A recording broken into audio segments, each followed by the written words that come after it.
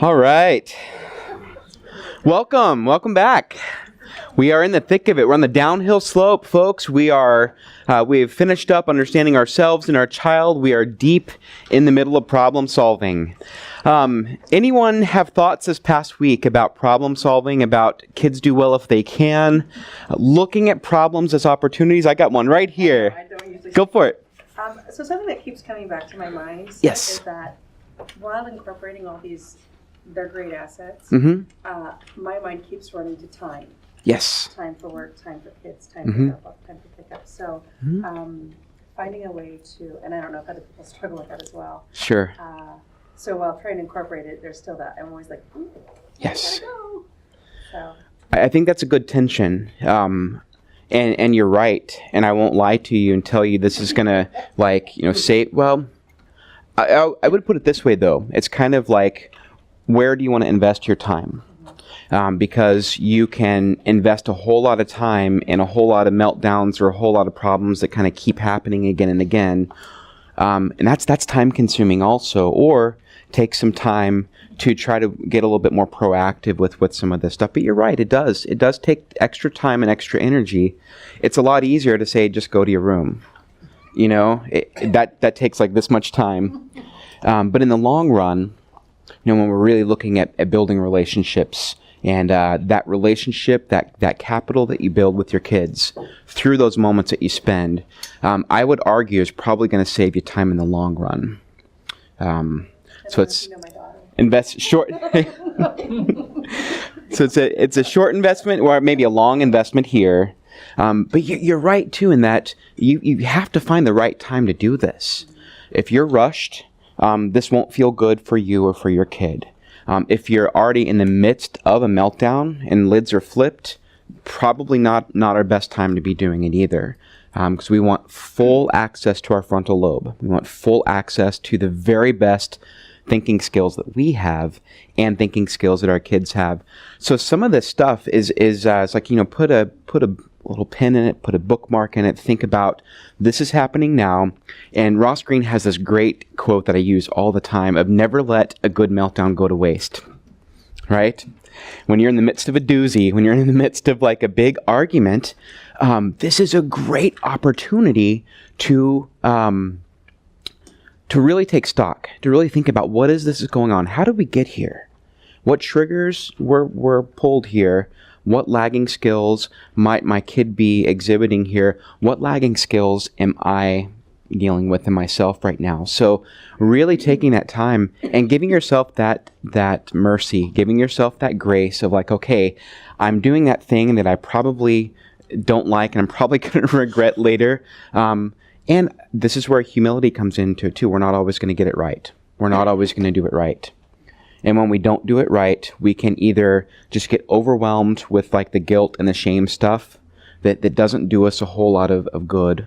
Or we can say, wow, this is some hard work and I'm doing the best that I can. Kids do well if they can. Parents do well if they can. And I'm going to work towards getting better with this, with my kiddo, or for myself.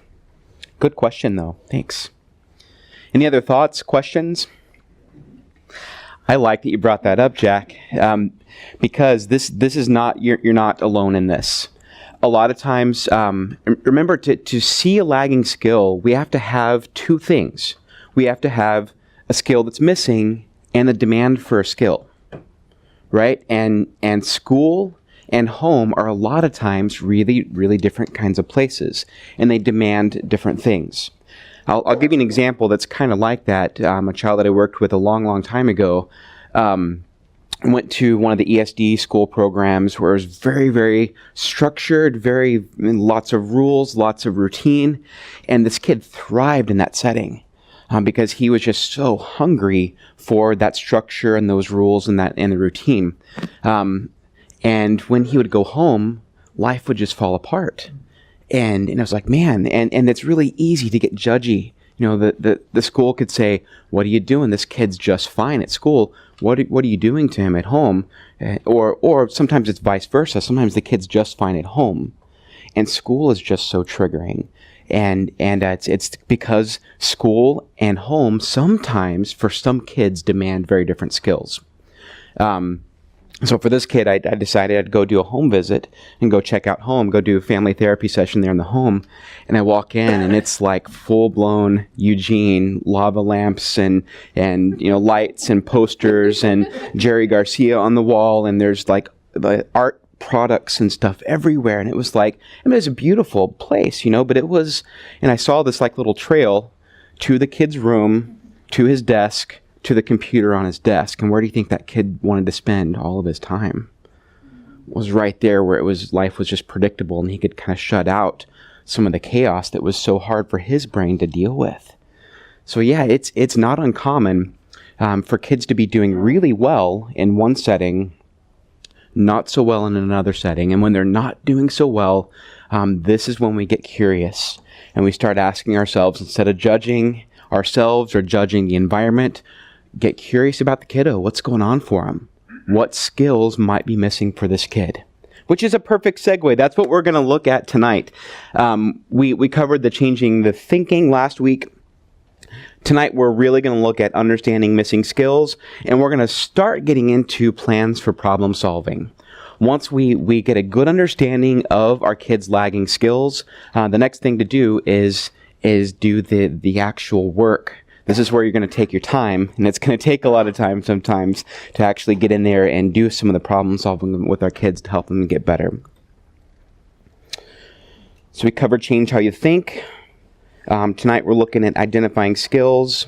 Next week, we're going to really spend some time on the Plan B approach, which is the actual sit down with your kids and do some proactive problem solving. But before we get there, we're going to look at why we're doing it in the first place. Big idea, kids do well if they... Perfect. Why kids aren't doing well? We had a good discussion about this last week. All of this behavior stuff, keep in mind, especially as we're looking at these lagging skills tonight, that these lagging skills are there for a reason a lot of times. Could be trauma, could be just the brain makeup, what the kid's like, the personality of the kid. Could be that they missed learning some pretty key skills.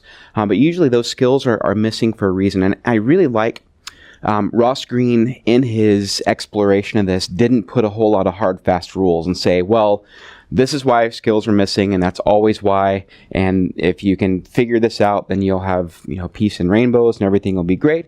No, he's like, no, for lots of reasons, kids are missing skills. So instead of focusing too much on the why, he's looking at, let's just get really good at figuring out what they are so that we can help them get better.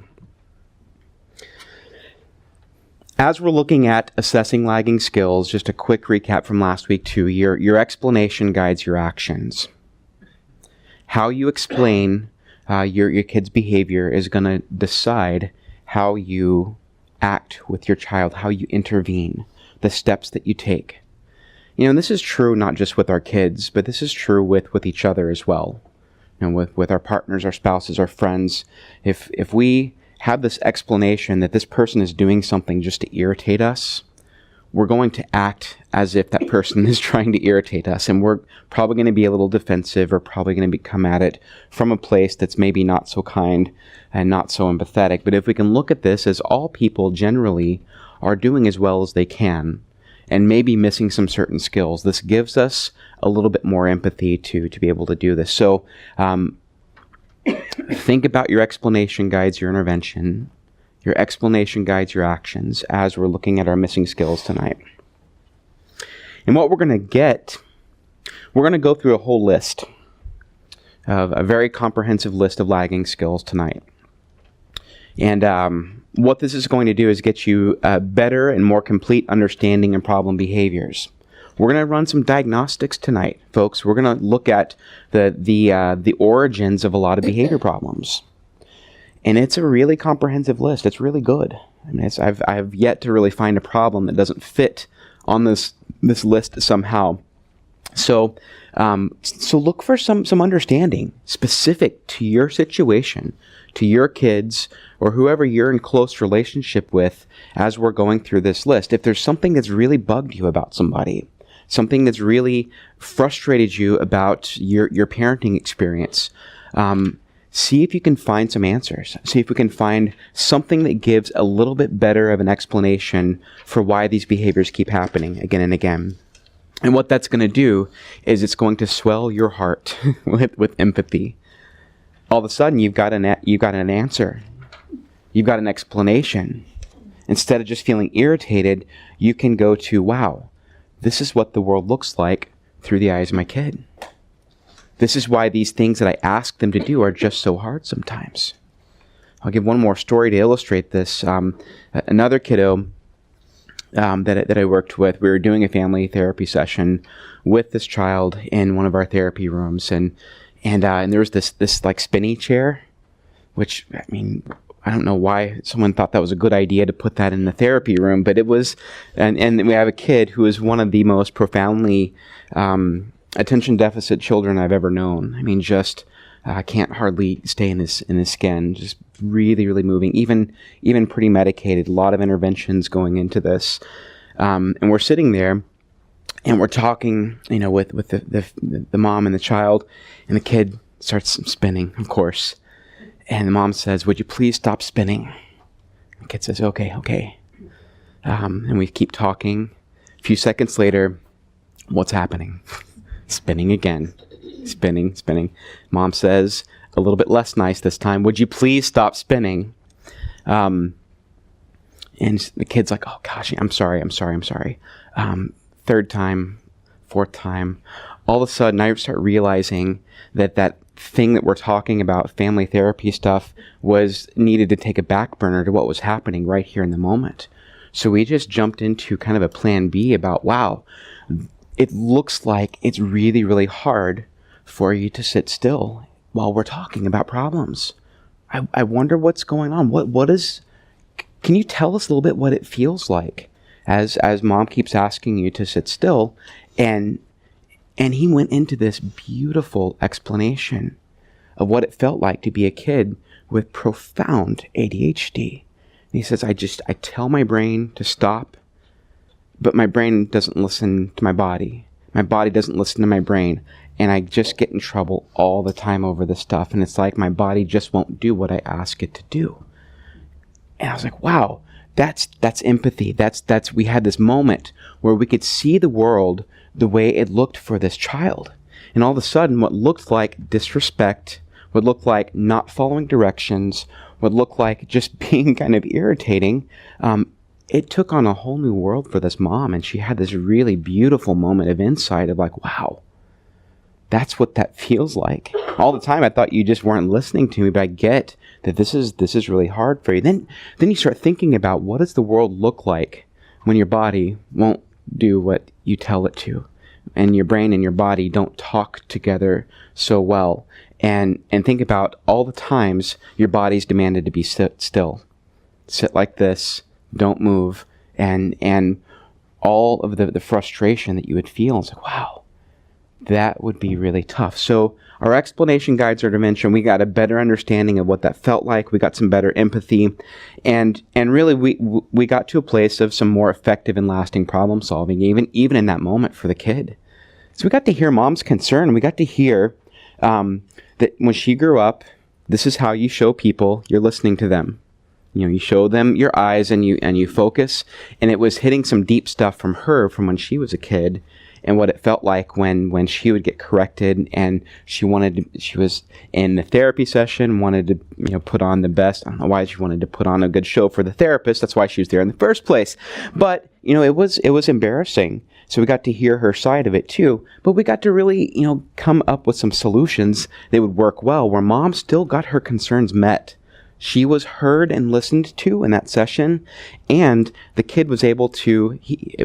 I'll just jump into the solution here. It was just so brilliant. When we really got into what was going on both sides of it, he looks over and he finds a rocking chair. He said, "How about that?" Comes and grabs the rocking chair and puts it there. He's still moving, but now it's this way moving, right? And he keeps eye contact. He listened. He listened to his mom, right? He listened to what she had to say, and she listened to him, and he was still moving a lot. But they really heard each other and they fixed a problem that got us through at least the rest of that session. I'm not going to say it fixed everything forever, but they had a paradigm now where they could listen to each other and hear what the world looks like from each other's perspective. Yeah. Kids who have ADHD have a really hard time sitting still. Yes. So if you put them in a room, especially a therapy room, maybe suggest that they sit in a rocking chair, because if they sit in a rocking chair, they can sit there and go like this and rock and still focus at the same time. Absolutely. Right on the money. Yeah. Then and we're meeting those needs, right? And it's not to say they're not listening, because a lot of times they're really, really good listeners too. So, all right. So that's explanation guides your actions. How you explain it is how you're going to intervene. So here it is, guys. So look on page 31, activity 10. This is the skills inventory here. As we're doing this, I want you to first listen. I will have an explanation of what the main category of skills are. And then there's a list of skills under each of the big categories. So I'll give you the explanation. Then I'm going to ask you just on that section to actually do this. Think about either a child in your life, or a significant other, a partner, spouse, friend, brother, sister, neighbor. If there's no one else that you feel like you would like to do this on, someone that you're having some relational difficulties with, do it for yourself. Think about this for yourself, and how this how these apply to you personally. So that's what we'll do. We're going to go through the 5 big categories of lagging skills. Each category, I'll ask you to do a little inventory, check off the box next to the ones that you feel like relate to your kiddos. All right, here we go. So the first one, and I'm going to give 2 different explanations for these, 2 different labels for them. Ross Greene calls these executive functioning skills, and a lot of you all who have been here from the beginning, you kind of know what those are now, right? These are the air traffic controller in the brain. Remember that video several weeks back, where it's like the one that's kind of keeping track of everything? What executive functioning does, I call this the attention, planning, and organization skills. This is the ability to pay attention, the ability to plan and think ahead, the ability to organize, time management,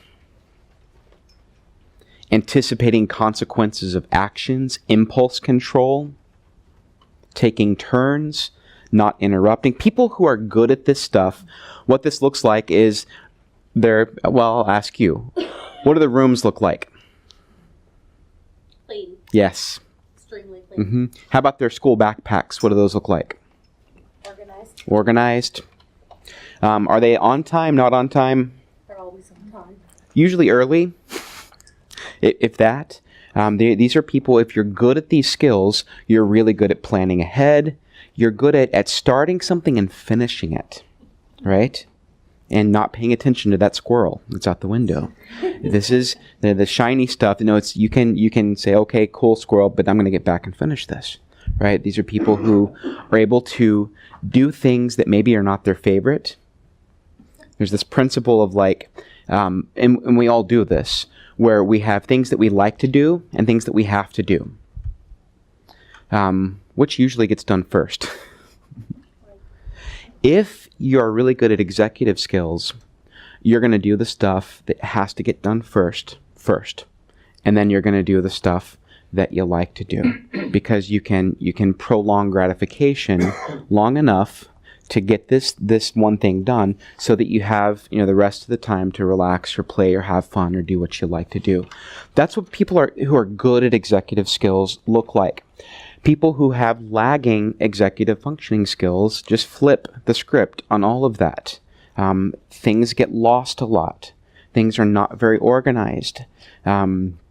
There's a tendency to jump into the thing that you want to do first rather than the things that you have to do. Things get kind of cast aside sometimes.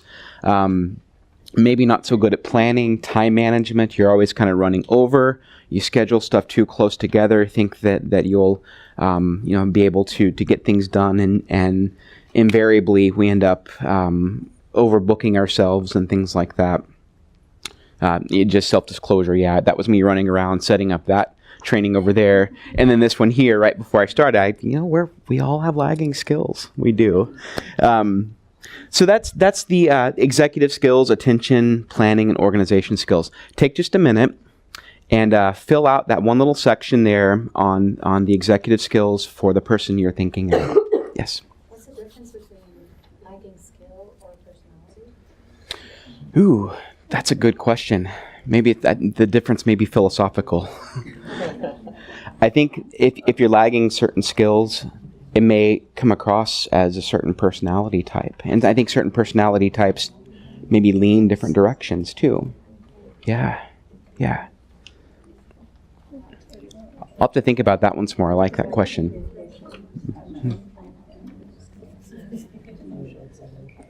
Sorry, attention and working memory is what this one is entitled. I'm sorry. This is coming off of Stuart Ablon, the guy that we watched the video last week.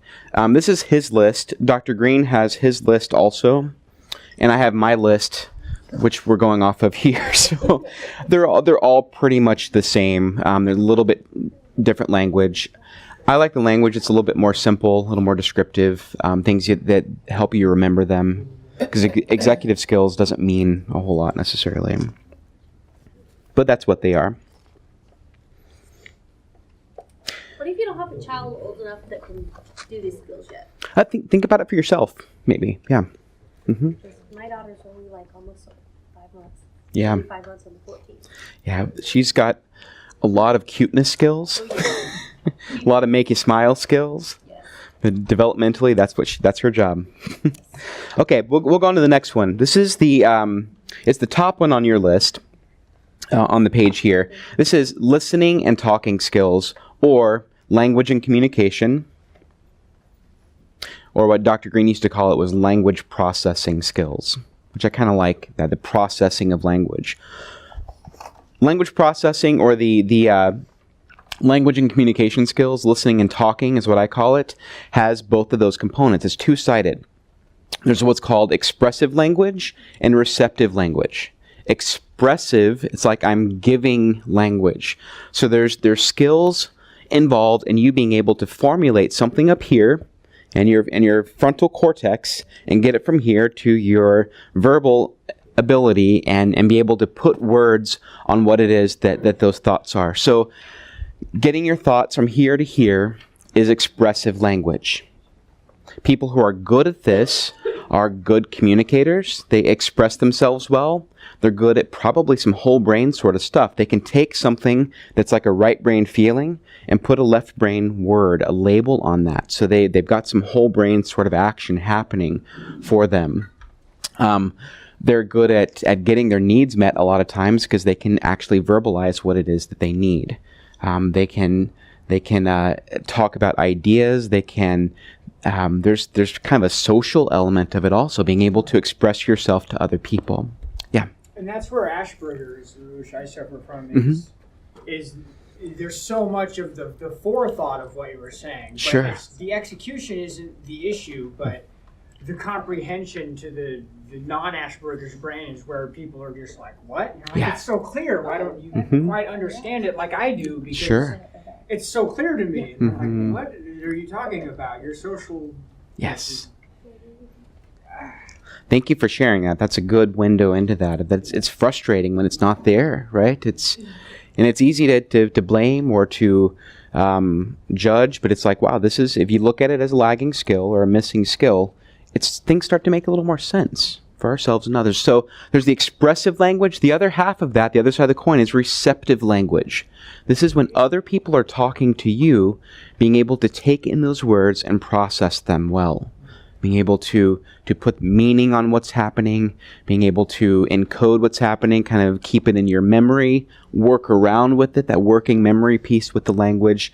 And if you're good at both, you're able to take in language and give it back. Conversation, that's the essence of communication. Could you see how it would be really difficult if you had some missing skills around receptive language? And how it could really look like you don't listen, you don't follow directions, you're not being respectful, you're not paying attention, if it's a matter of receptive language processing difficulty.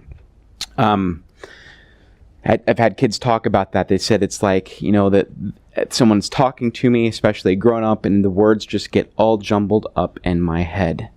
And it's hard to keep track of what's going on because it just gets so messy up there. So people who have lagging language processing skills oftentimes don't get needs met because they have difficulty expressing what those are. They have difficulty putting words on feelings, words on needs, words on thoughts. And it can be very, very easy to misunderstand and misinterpret someone with some language processing difficulties as being just highly difficult or problematic, when really it's a matter of we might need to look at how we do language here, how we do what's going on. And with kids, especially if, for folks looking at doing foster care or respite and working with kids who've experienced trauma, you throw some trauma and some anxiety on language processing skills, and it just gets even that much more difficult. So we talk about keeping your words small, keeping your sentences small, communicating in smaller little pieces, building up that skill, building the trust, and building up the ability to remain calm in communication there. Yeah. I actually worked with a client for a year. She lived in my home. I didn't get paid for it. I was supposed to, but I didn't. No big deal. And I tried different scenarios with her because she had different disorders, multi-personality disorder, a lot of trauma, a lot of abuse. Yeah. And I had to work with her and different things I had to do.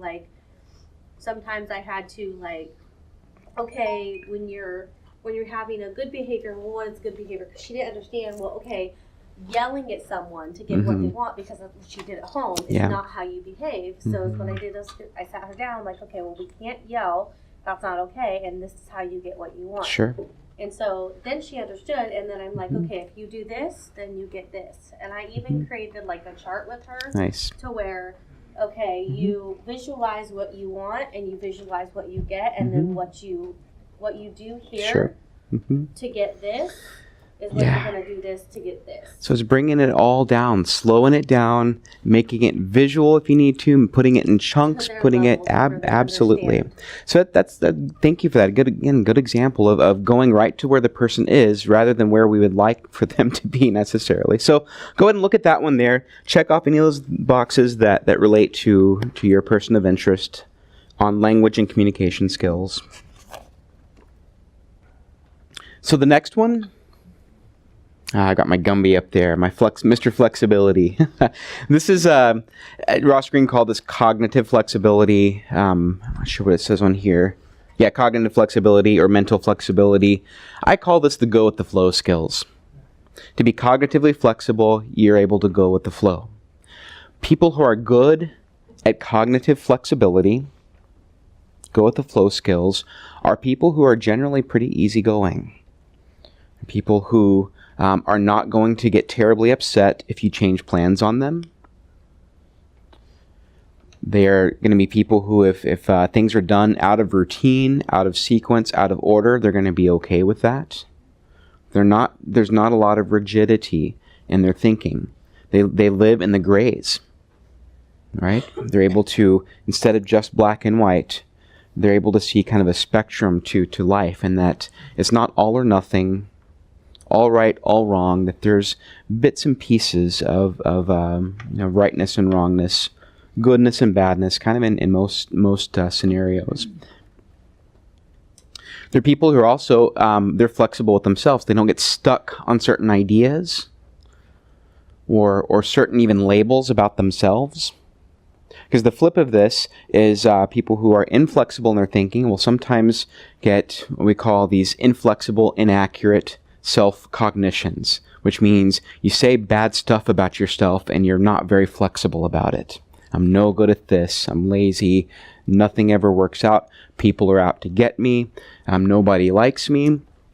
And as despite the evidence, we get stuck in some of those negative self-talk sorts of things. So there's a piece of kind of some self-talk that goes along with our flexibility. So instead of being so rigid, a flexible person would say, well, I made a mistake. That mistake doesn't define me, but I'll own my mistake. I'll own this one. And I admit that I'm not perfect at everything. This is humility, right? Being able to be humble about ourselves. If we live in a black and white, all or nothing world, it's very hard to be humble. Because if we're not right, that doesn't feel very good. And it hurts our hearts sometimes. So sometimes when we find ourselves in that boat, we might need to do some graying in our thinking to lend a little bit more flexibility into our way we do things. People who are lagging or lacking or missing go with the flow skills are kids who you have to do it the same way all the time. Right? If they're in your back seat and you're driving home and you take a different way and they flip out, where are you going? This isn't the right way. What's wrong? Or if you change plans on them, they're not very good at looking at kind of external factors that mean we have to adjust our plans. Right? If you say, hey, we're going to go to the park this Friday.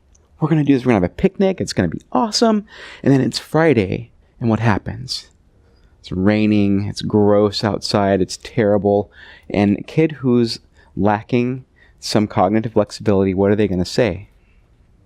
You said we were going to go this Friday. So they being able to look at the big picture sometimes gets lost on them because they're just so inflexible in their thinking.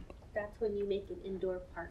that demonstrates some flexibility on our own selves sometimes. This is even just looking at the idea of kids do well if they can is an exercise in mental flexibility. It says, I've always heard this. I've always heard it's motivation, it's parenting, it's this and that, but to say, okay, maybe there's this skill deficit thing happening here that's demonstrating some flexibility in your own thinking.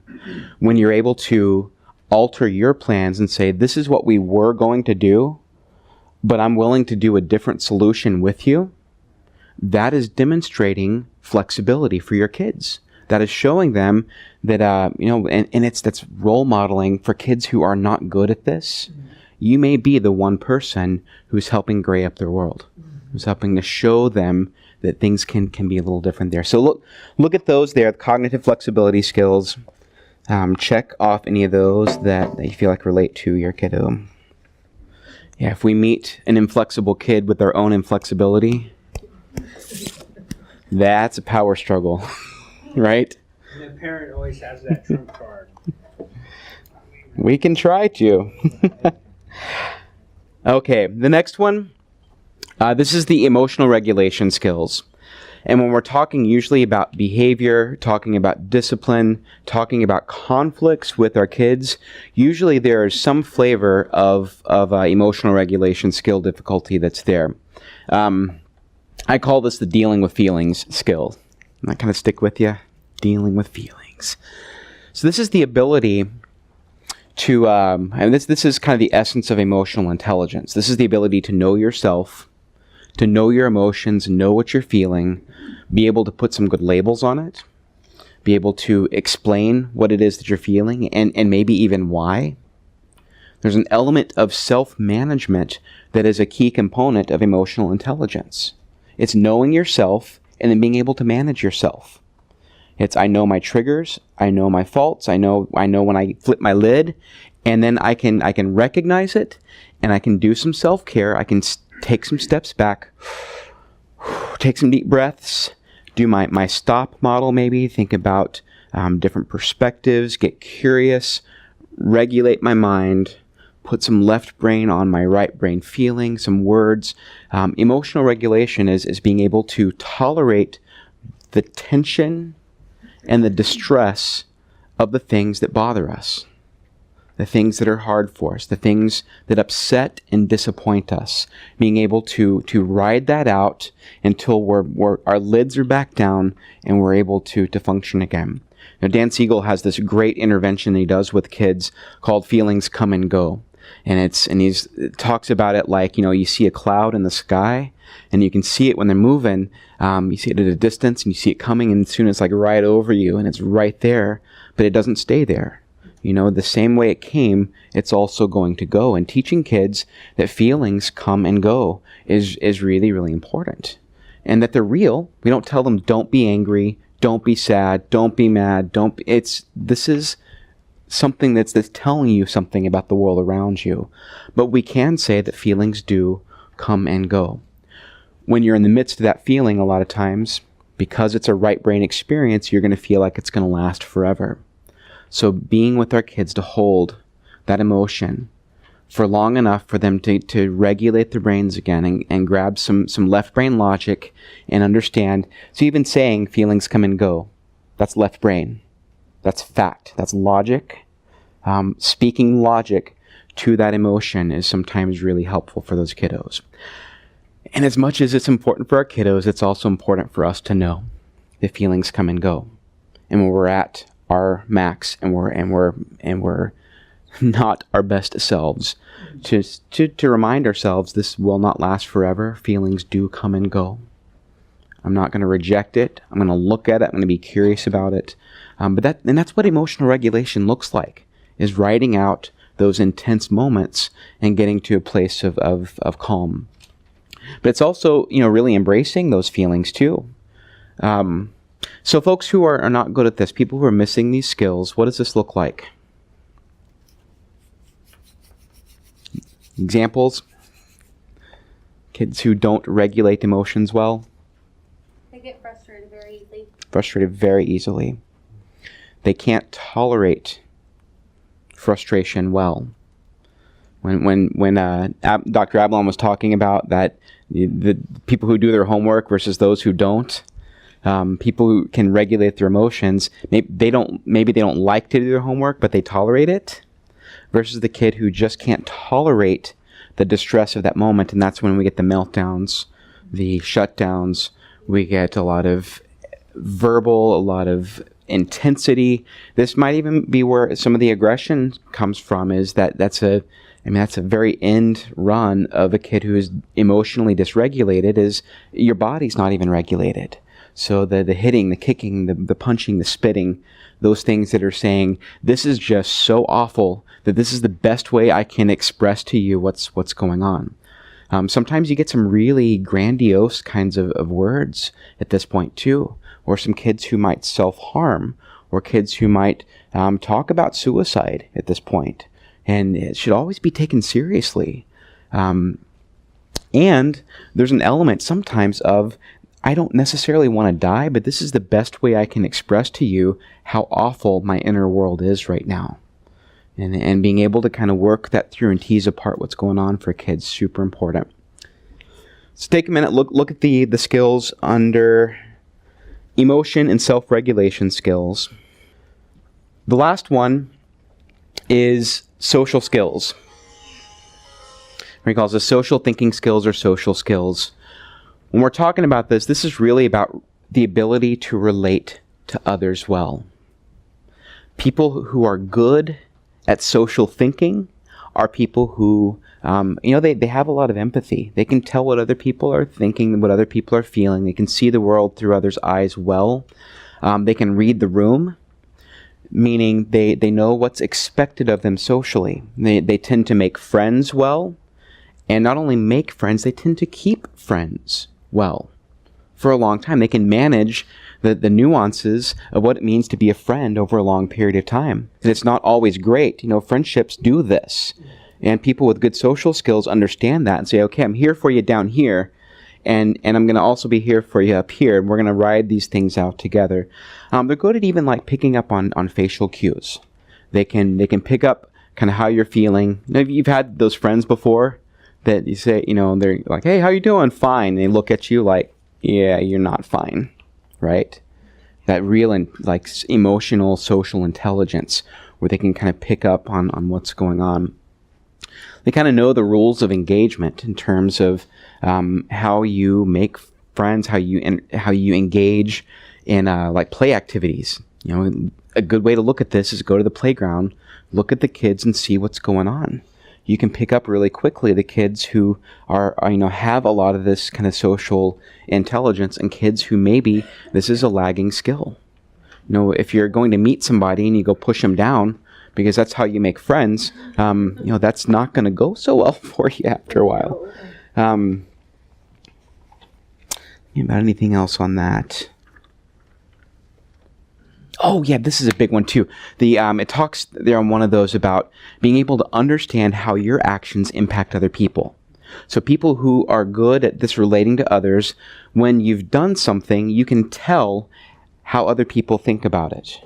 And if it's like, ooh, gosh, I stepped over a line, or, oh, maybe this is one of those topics that we don't talk about with this group of people, or, when I said that, people really got offended, or, boy, I nailed that joke and people were really laughing, and I'm going to keep it going because that feels pretty good. But it's both sides. It's not just the negatives. People who are good at this can tell immediately how their actions are impacting other people.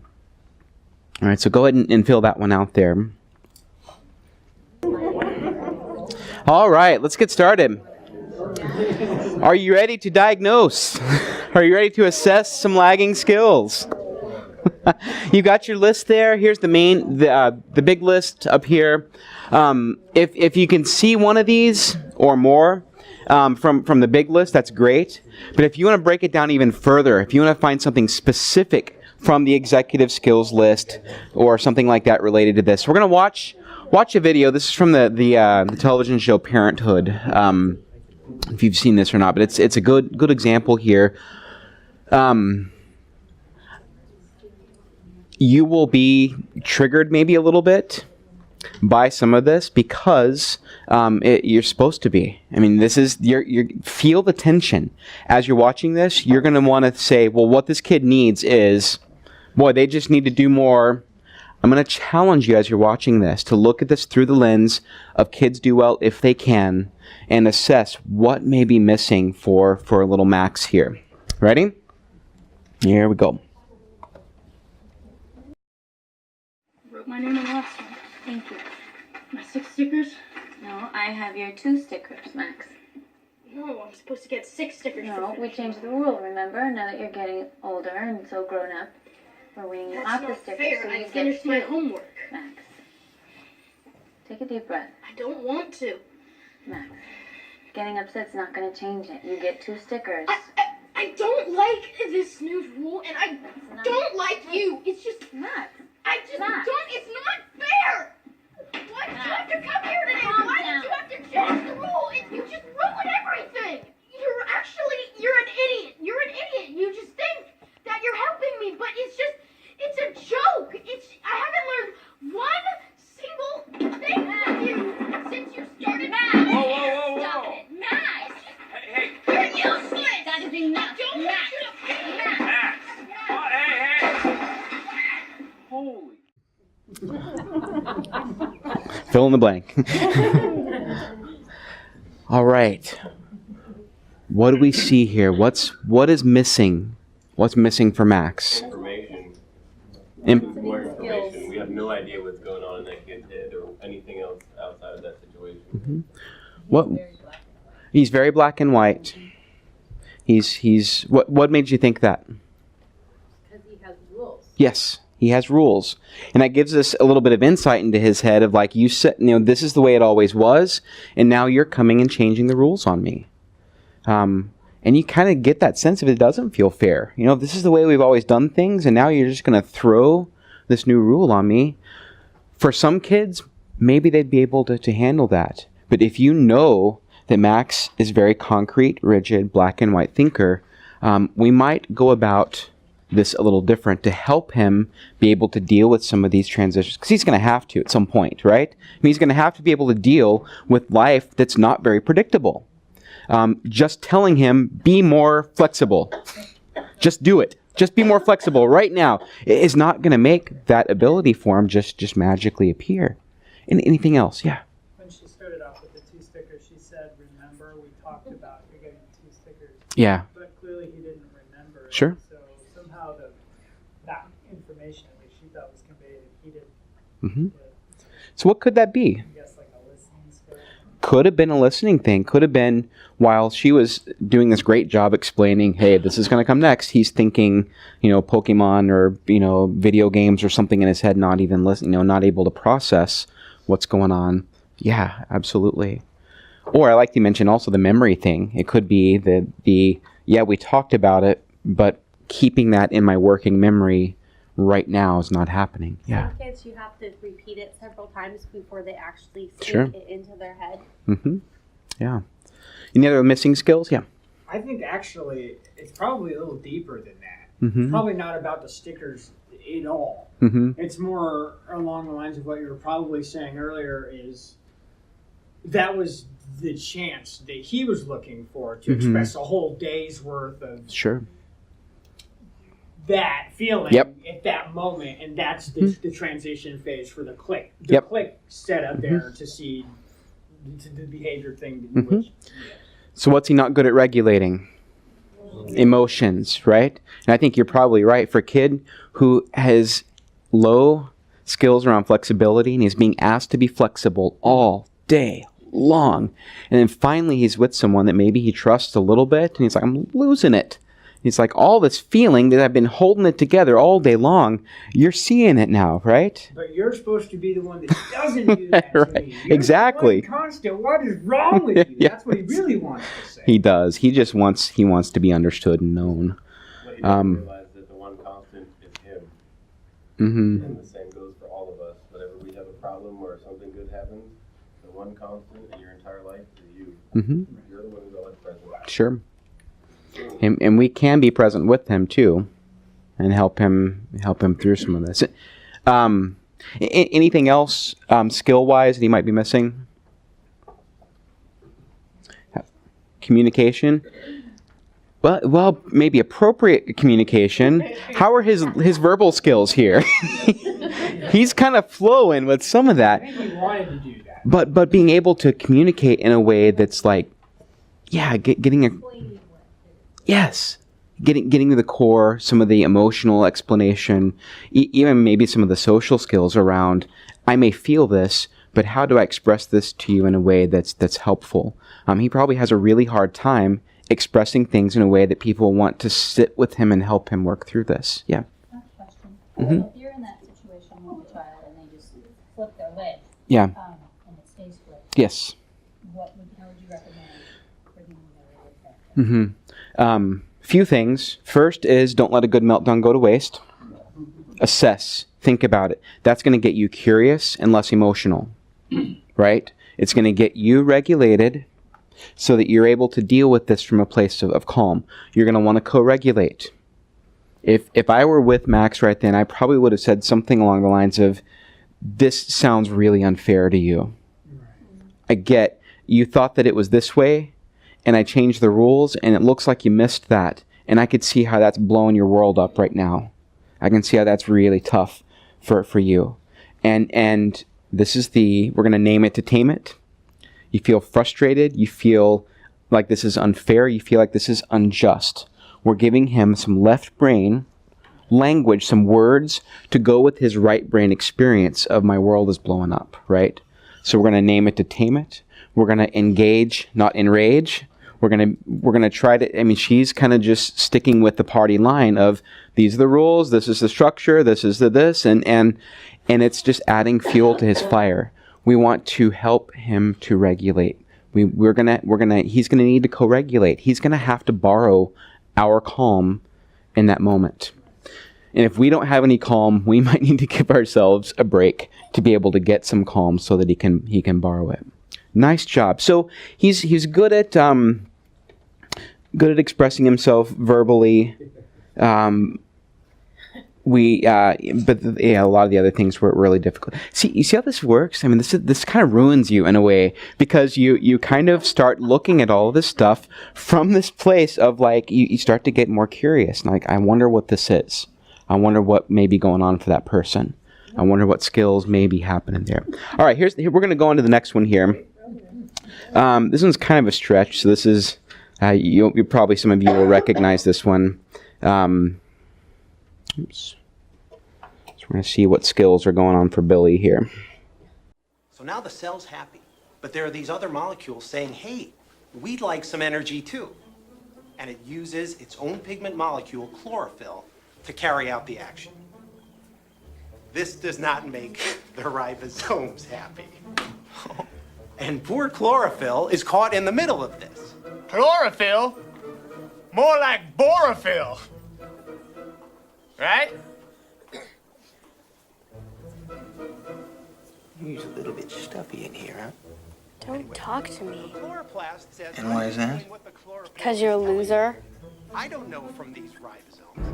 And chlorophyll helps a chloroplast. No, I will not make out with you. Did you hear that? This girl wants to make out with me in the middle of class? You got chlorophyll man up there talking about God knows what. All she's talking about is making out with me. I'm here to learn, everybody, not to make out with you. Go on with the chlorophyll. All right. Social skills. Social skills. All right, we got it. What was your clue? Yes. What did we see him do there? Yeah, boy, he was not reading the room, right? Misdirection. Who said that? Yes, totally. He's got some emotional stuff going on. He gets, the cold shoulder from the girl. She's saying you're a loser, and he's not able to deal with that rejection right there. So what does he do? He just tries to embarrass. Exasperating. Yeah, he's trying to embarrass her. This is a classic, that misdirection. This is that we talked about this a few weeks ago about the class clown sort of thing. That I can't deal with the embarrassment that I might be feeling because maybe I don't feel as smart as everyone. Maybe someone else is. Maybe I'm being bullied. Maybe whatever it is, and I'm going to do whatever I can to get that attention off of my faults and onto anything else that we can look at there. Yeah. I like it more this way. Like I said before, he already did that in the initial thing. Mm-hmm. That was the post-secondary, in my mind, the interaction of it happened, so now I'm going to make like a further butt of myself because it's off the deep end at that point. Because now you're just like total self. He's just floundering. He's lost it, right? And that ability, even that ability to self-correct. That I said this joke and people didn't get it, so I'm just going to keep going. Just say another. I'm just going to do it again and again and again until everybody is so tired of it and frustrated. It's difficult to deal with. Any others? The executive still just sitting still. Yeah. Mm-hmm. Yeah, he was not doing well in his biology class there. This is like a very ADHD. Yeah, probably. All right. Okay, so. Sir, wife. So parents do well if they can too, right? So this one's more of looking at the skills of the parent, because we all, humility, right? Here we go. So assess some lagging skills here. Sir, why did you wait until the last minute to pay your taxes? Because I'm an idiot. Happy? Of course, not everyone is an idiot. Some of us took our receipts and pay stubs to our accountants months ago. And at the risk of sounding a little smug... Oh, help! Does anyone have a calculator? Myron? No. Will you look at those morons? I paid my taxes over a year ago. Dad. What is it, sweetie? Did you see a scary picture in your picture book? That was last year's taxes. You have to pay again this year. No, because you see, I went ahead and... Year-wise, I was counting forward from the previous... So, I put the tax forms on top of your to-do pile a month ago. I have a to-do pile? Marge, how many kids do we have? Oh, no time to count. I'll just estimate. 9. Oh, you know we don't have... Shut up. If I don't hear you, it's not illegal. Okay, I need some deductions. Oh, business gifts. Here you go. Keep using nuclear power. Homer, I painted that for you. Okay, Marge, if anyone asks, you require 24-hour nursing care. Lisa's a clergyman. Maggie is 7 people, and Bart was wounded in Vietnam. Cool. If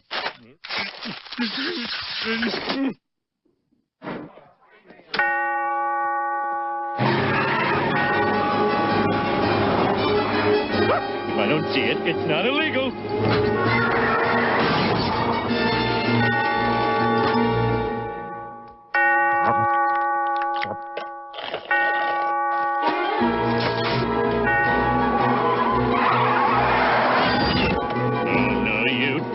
One,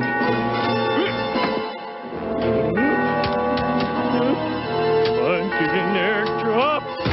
Woohoo! Go!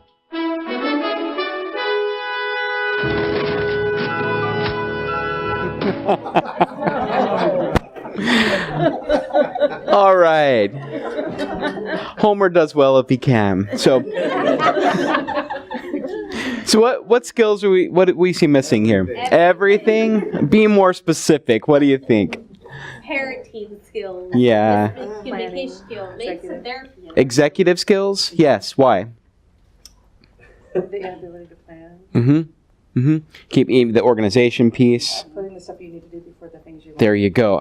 But that's my favorite part. The whole thing when the clock's clicking and he stops at to get a hot dog, and that's the impulse control. He can't control that impulse because that hot dog looks so good. But yeah. He doesn't think rationally when he's frustrated. No, he does not.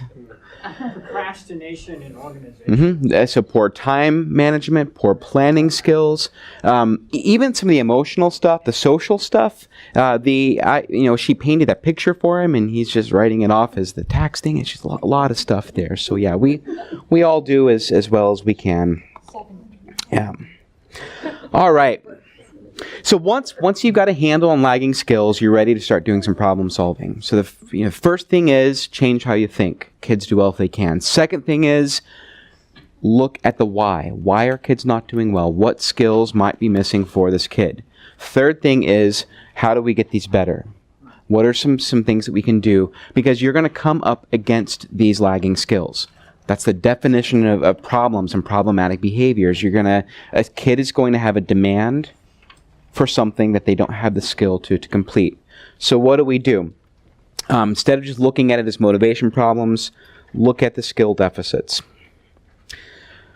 When we're doing our problem solving with our kids, our intervention, they've got a problem. They're not doing their homework. They're fighting at school. They won't brush their teeth. Whatever it is. We have some goals that we want to do when we sit down with our kids to problem solve and fix these. First one is we want our expectations to be met as a parent. This is important. This is kind of the nature of parenting. So we have expectations for our kids. If we are doing problem solving well with our kids, we are going to get our expectations met by definition. And when we're doing our plan B problem solving, it's designed to get your expectations met as a parent. You may not get them met the way you thought that you would. There may be some flexibility that's in there, but we're going to get them met. The next thing we're going to do is we're hoping to reduce likelihood of explosive behavior. You could also say implosive behavior. We don't want meltdowns, but we also don't want shutdowns. We want kids who are able to tolerate the difficulty of the moment and are able to get through what was so hard. So all of a sudden, homework that used to be power struggles, fights, knockdown, drag out becomes something that we're not having as much explosive behavior around. Third thing is, our goal is that we want to train new skills. We're going to help them become more flexible. We're going to teach them how to have better executive functioning skills. We're going to show them the way in terms of this is how you see things from other people's perspectives. We're going to do some perspective taking, some social awareness with other people. We're going to train them in the skills that they need. And there's a bonus. Our bonus is that we're also going to build stronger relationships with our kids. There are 3 plans that they outline in collaborative problem solving for solving any problem that comes your way. Now I'm just going to motor through these really quickly, and we'll hit them a little bit more next week. But Plan A is this is imposing your will upon a child. This is what's known as the my way or the highway approach. A lot of us may have been raised in Plan A households. A lot of education systems are based around Plan A. Justice system, all sorts of the world runs on Plan A. I'm going to impose my will upon you. When we're doing this with our kids, we're going to get our expectations met as a parent. One way or another, if it comes down to physical force, we're going to make our kids do what we want them to do. It may not be very fun, and it may take a long time, and we may get a good meltdown out of it. But what we're not going to do is we're not going to be training any new skills. Saying, do this because I said so, and I'm going to stand over you until you do it, is not training any of those things that are missing. It's wishful thinking. It's like, if I just do this enough, maybe they'll get it. And we're also not going to reduce likelihood of explosive behaviors. If anything, what does Plan A do to the tendency for explosive behavior? Escalates, yes. There are times for using Plan A. We're not saying don't use it ever. If there are safety concerns, use Plan A. Don't sit and negotiate with your kid who's running out in the middle of the street. Plan A, that situation, come back around and talk about it later. Keep your kids safe. If it's a matter of them hurting themselves, hurting someone else, that is a really appropriate time to use Plan A. Or when your values dictate. If it's such a big deal to you that this has got to happen, that's an okay time to use Plan A as well. It might be a rough road for you, and I would recommend that anything that you could use Plan A for, you could also use one of the other plans, Plan B. I'm going to keep moving here just because we got a little bit of time left. So the irony of Plan A, now that you guys are also so brain and body informed, this is, when we got a kid with like a flipped lid, we know what's going on, but we'll tell ourselves some things when we find ourselves in the midst of using Plan A. Something along the lines of, if I don't follow through, what kind of parent am I? Or if I don't stick to my guns, how will this kid ever learn what's going on? But the reality is that kids have the flipped lid, right? If you're in the midst of just a power struggle, and we're trying to teach a lesson to a kid, what's their ability to process? Out the window, right?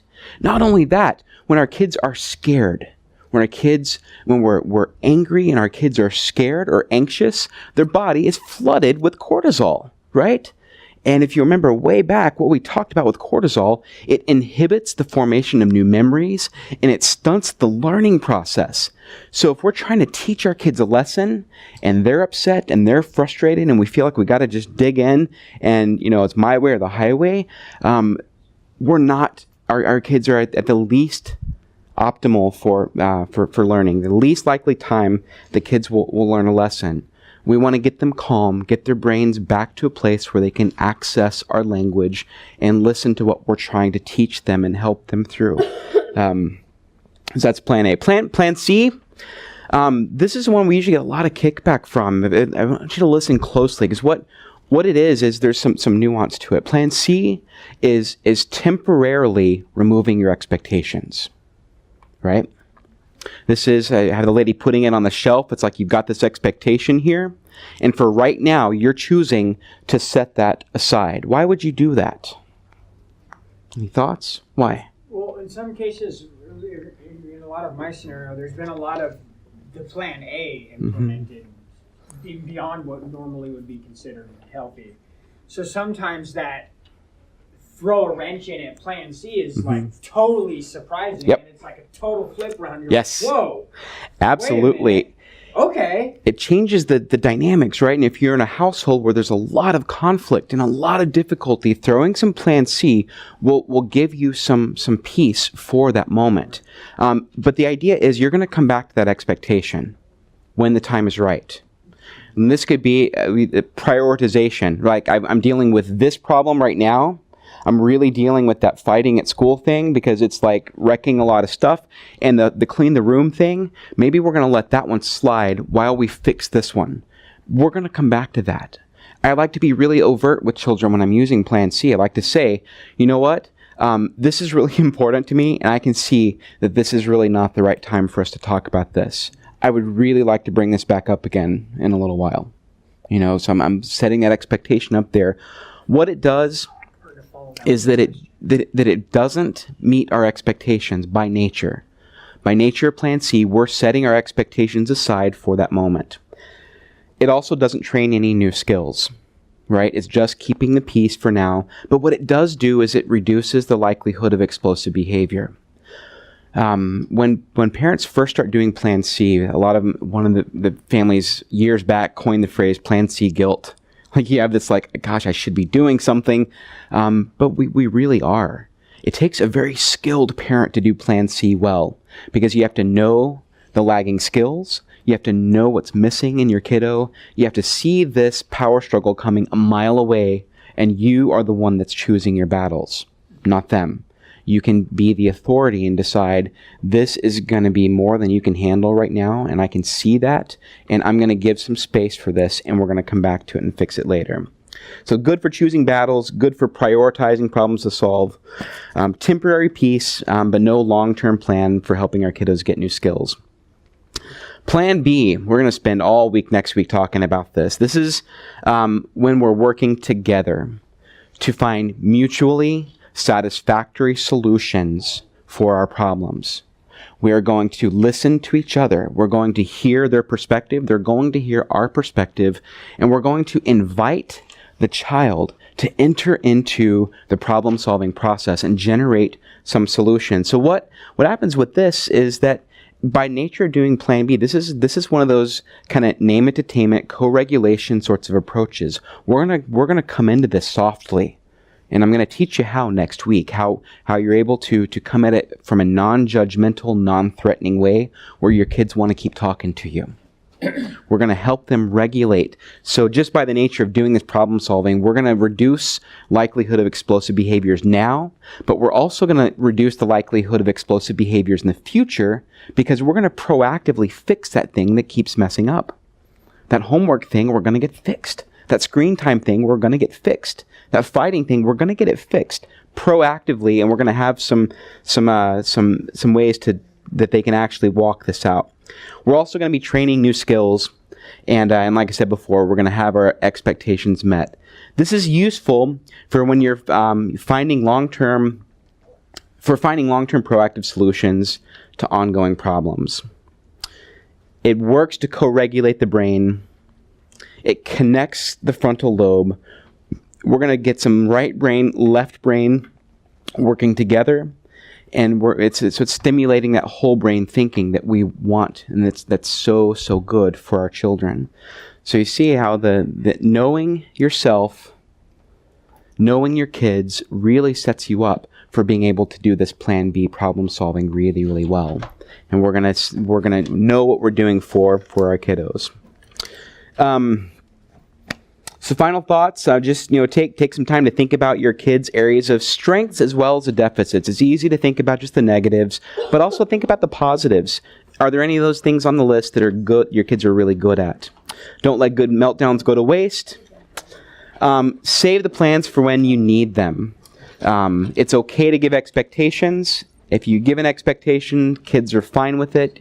You don't have to use plan A, B, or C. That's just you being a parent and giving a direction and a kid following it. When you get kickback, that's when you want to do one of the other plans. And prioritize your problems and use plans accordingly.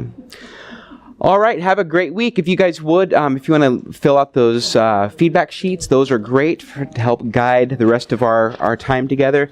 Thank you so much. We'll see you next time. Thank you. You're welcome.